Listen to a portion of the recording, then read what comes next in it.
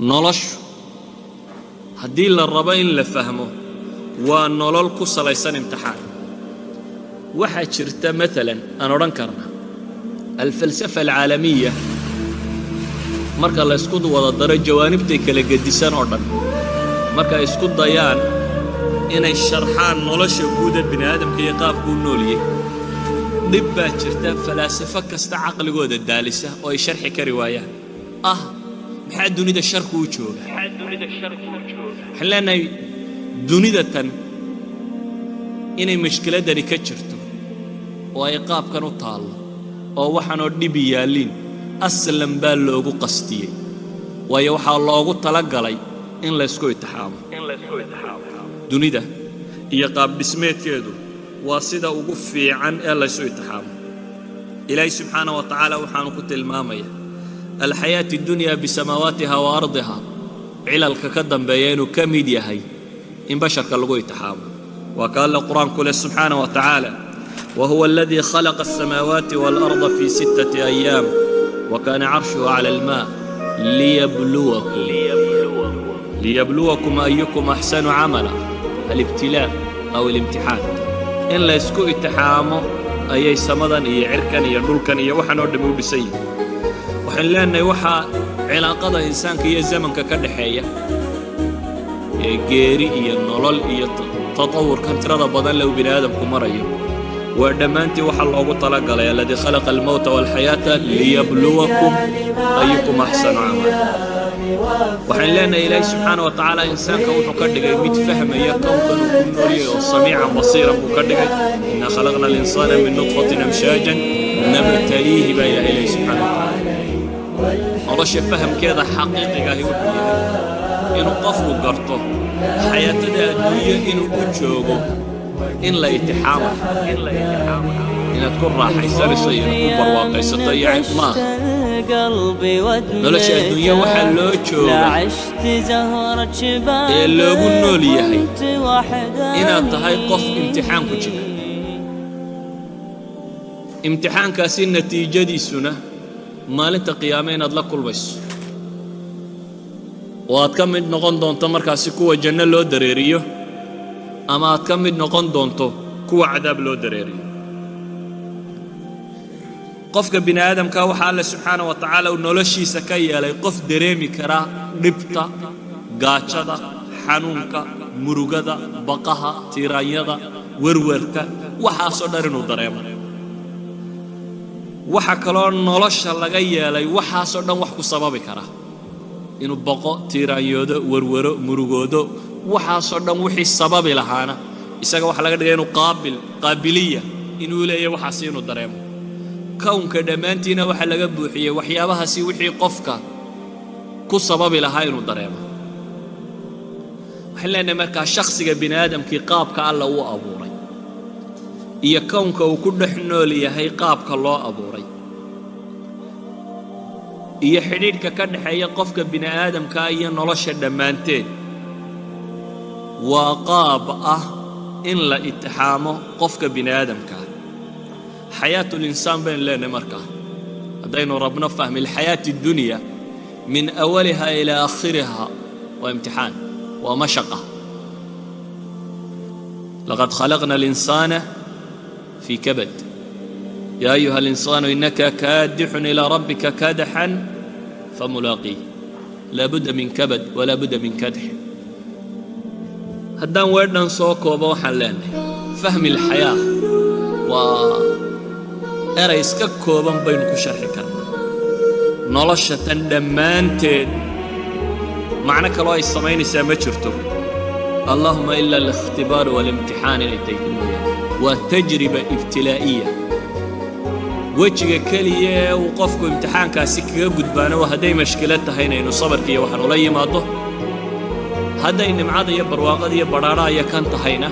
إنه شكر الله يماذا وحلاني مركب قفك الصابر على الابتلاءات المؤلمة أما الشاكر كقوى على الابتلاءات الممتعة قفك شكر النقية هي قفك صبر يلا بضبا ibtilaaga kani wuu ku sii bataa markay nimcada ama baladas ay ula yimaadaan wejigii xaqiiqiga la rabay inay uga jawaabaan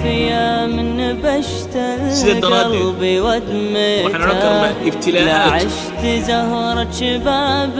dadku way ka warwaraan waayo noloshaanay saani u fahmin laakiin waxaan leenahay waxaa dhici karta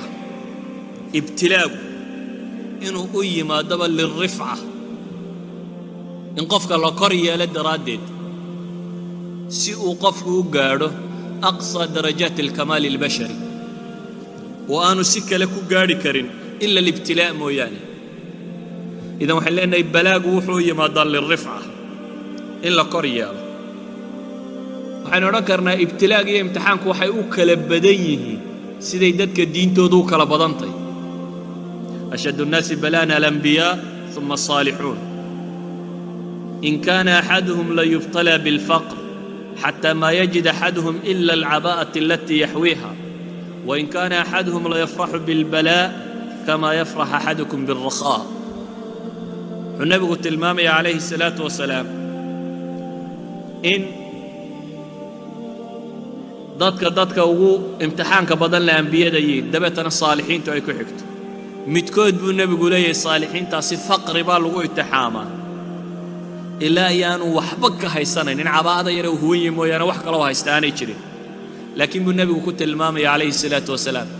balaaga iyagu waxay ugu farxayaan sida midkiin idinka uu nimcada ugu farxo sida xoolaha iyo adduunkan iyo waxaan ugu farxdaan ay dadka saalixiinta ibtilaa'aadkan ay ugu farxayaan buu nebigu ku tilmaamaya بل أحاديث الصحيحة النبي كسر أرتي وحكمده إنه النبي كنت المامي إن عظم الجزاء مع عظم البلاء أبا المركة وينيدي سبينا يكون حرنتهي بلد وينيدي وإن الله إذا أحب قوما ابتلاهم ولما النبي يقول عليه الصلاة والسلام قوم هدون الله تعالى سبحانه وتعالى إلهي ويتحامى فمن رضي فله رضا ومن سخط فله السخط عند الرالي نقطنا رالي بولي عند عروتانا عرى بولي والعياذ بالله حلاني النبي عليه الصلاة والسلام كاسبه تلمام يا قفك مؤمنك إن الرفعة ونقن كرته مسألة تانية وكنبي عليه الصلاة والسلام حديث كالترمذي ورينا يا وحسنين يا وحليه إذا أراد الله بعبده الخير عجل له العقوبة في الدنيا هدي قفك قال له خير لا دونيو مشكلة دي سبا أدونك الله ظهر مريا نبتي سأدونك كقاطع دي خير الله ولا ربا قفك كان أدونك انتو تشوغو نبتي سودان قاطع وإذا أراد الله بعبده الشر أمسك عنه بذنبه حتى يوافي به يوم القيامة قال له شركا لا دونينا ذنوبتيسا dunida laguma abaalmariyo waa loo kaydiyaa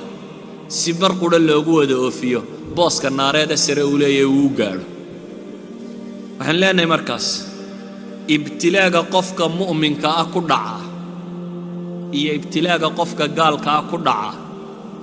ama labada mashkiladada kala qabsataa wajiye kala gadisan bay leeyihiin kow ibtilaaga qofka mu'minkii wuxuu yimaadaa lirifca wa tathiir in kor loogu qaado ama in dunuubta lagaga daahiriyaa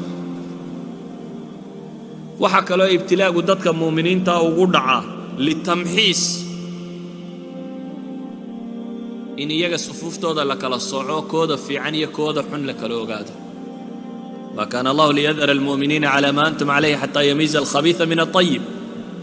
ayadkaasi Ilaahay subhanahu wa ta'ala wuxuu ku tilmaamaya dadka muuminiinta sidan ay yihiin inaan lagaga tagaynin إلا كلا صار دون الخبيث وطيب لكن إلهي وحليه وما كان الله ليطلعكم على الغيب غيب كان ليدين ما هو جيسين وأنا ليدين كلا صاريا محل لقو كلا صاريا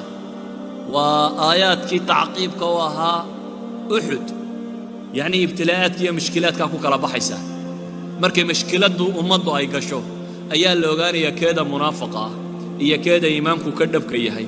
كذا وحكى لكل فاقنايين يا كيدي خير كون وذي مشكلة دادتك اللي وكلا وقال